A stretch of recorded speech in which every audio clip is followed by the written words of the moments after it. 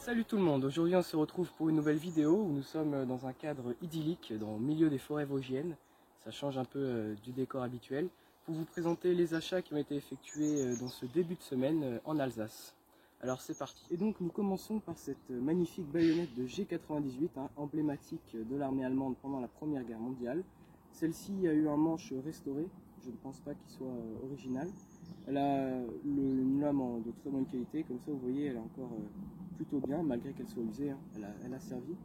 Et donc je l'ai eu sans son fourreau, aucun marquage apparent. Normalement devrait peut-être y avoir un numéro de série ici, mais bon, il n'est plus visible.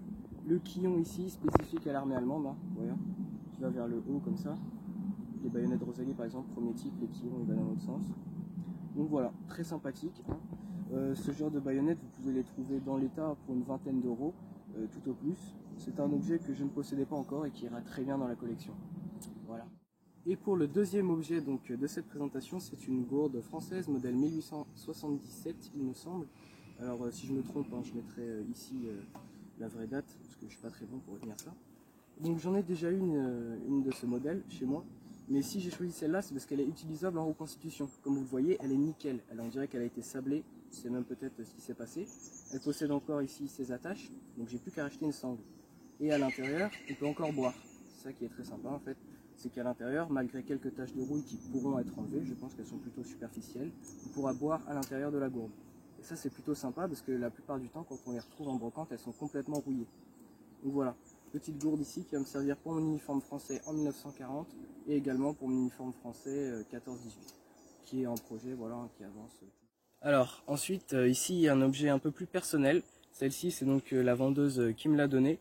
C'est une carte postale sur laquelle on voit 3 soldats, dont 2 font partie du 50e régiment d'artillerie français, donc d'un uniforme que je possède.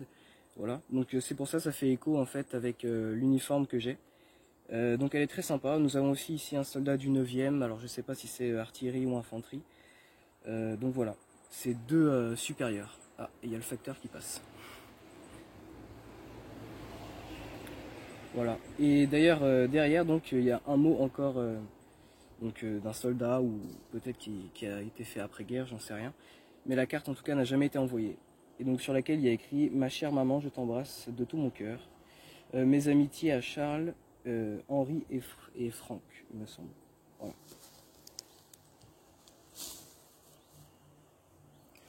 Voilà, si vous voulez le détail de la photo en plus proche.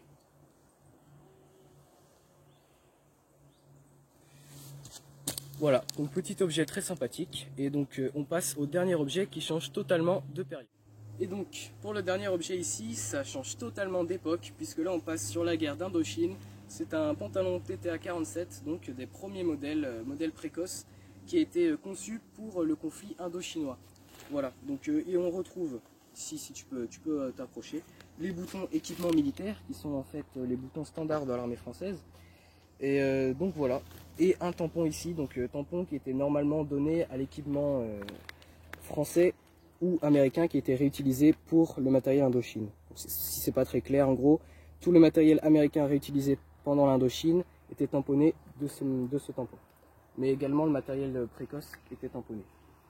Voilà, donc un pantalon très sympa. Et donc voilà, là je suis sapé en fait comme un prisonnier français maintenant.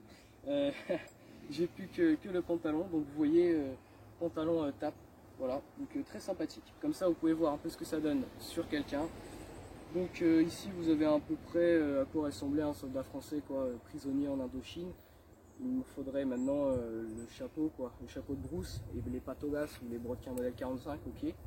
Mais voilà, c'est très sympathique. Là on peut faire une petite cinématique où je suis dans les plaines d'Indochine, enfin du Vietnam. Mais voilà, très sympathique comme achat. Je vous remercie d'avoir regardé cette vidéo qui changeait un peu du format habituel puisque c'est en fait une présentation mais tout simplement faite dans un paysage différent. Voilà, donc n'hésitez pas à vous abonner, à lâcher un like, à commenter. Allez, salut!